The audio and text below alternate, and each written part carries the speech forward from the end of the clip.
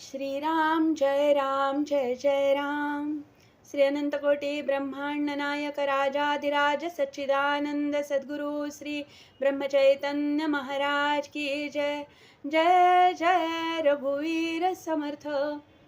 श्रीराम। श्री ब्रह्मचैतन्य गोंदवलेकर महाराज प्रवचन 18 फेब्रुवारी। नामाविषयी शुद्ध भाव आवश्यक। ईश्वर सर्वांचा उत्पन्न करता आहे, रक्षण करता आहे, तसेच संहार करताही आहे. परंतु तरी त्याला न्यायी आणि प्रेमी म्हणतातच, कारण तो निस्वार्थी आहे. म्हणजे प्रेम हे निस्वार्थातच असते. आपल्याला खरे म्हटले म्हणजे आपला स्वार्थच नडतो. आपला स्वार्थ प्रेमाच्या आड येतो. आपले विषय ईश्वर प्रेमात व्यत्यय आणतात. ज्या ज्या गोष्टी या प्रेमाच्या आड येतात त्यांचा त्याग नको का करायला? तेव्हा विषयांची आसक्ती, त्यांच्यावरचे प्रेम नाहीसे झाले पाहिजे. आपण ईश्वराचे, संतांचे झाले पाहिजे. त्याशिवाय आपल्याला कशाचीही गरज वाटता कामा नये.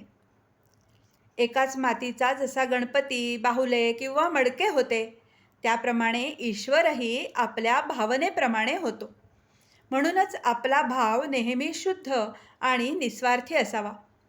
मुळाशी पाणी घातले की झाड वाढते, पण आपण मुळापर्यंत जातच नाही. तेव्हा भाव शुद्ध कसा होईल ते पाहावे. उदाहरणार्थ, एकादशीच्या दिवशी उपवास करायचा एवढेच आपल्याला ठाऊक असते. पण एक गृहस्थ एकादशीला भगवंताचे नामस्मरण करायचे सोडून 12 वाजेपर्यंत आंघोळ न करता अंगण मोरी झाडत बसला. असे आमचे चुकते. थोडक्यात म्हणजे आपल्याला मुळात काय पाहिजे हेच कळत नाही. कावीळ झाली म्हणजे डोळ्याला खरे रूप कसे कळणार? म्हणून ज्याचे डोळे साफ आहेत तो सांगेल त्याप्रमाणे वागावे. याकरता गुरु आज्ञा प्रमाण मानून आपण वागत जावे. नाम श्रद्धेने, शुद्ध भावाने घ्यावे, म्हणजे मनात शंका येत नाहीत. या भगवंताच्या नामाची गोडी एकदा लागली म्हणजे भगवंत नाही आपल्याला सोडित. नामाशिवाय दुसरे सत्यच नाही, अशी दृढ भावना झाली पाहिजे. जितकी देहबुद्धी अधिक, तितके नाम अधिक घेतले पाहिजे. आज इतके दिवस आपण विषयाचे चिंतन केले, त्याने आपल्या हातात काय आले? नामासारखे सोपे साधन नाही. प्रापंचिक लोक असे म्हणतात की विषयाचा अनुभव तात्काळ येतो, पण भगवंताचा अनुभव हा अनुमानाचा आणि श्रद्धेचा आहे. हे त्यांचे म्हणणे मला पटते.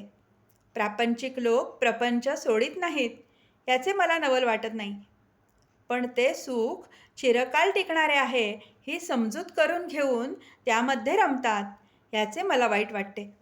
मी असे म्हणतो की तुमच्या अनुभवाप्रमाणे जे खरे आहे तेवढेच तुम्ही खरे माना. विषयाच्या ध्यासापासून सुख नाही असे वाटू लागले म्हणजे नामाची गोडी येईल. आपल्या देहावर आपली सत्ता नाही, आपल्या पैशावर आपली सत्ता नाही, आपल्या माणसांवर आपली सत्ता नाही. म्हणून आपले कर्तव्य तेवढे करावे आणि ते करीत असताना आपले मन दुश्चित्त होऊ देऊ नये. आजचे बोधवचन.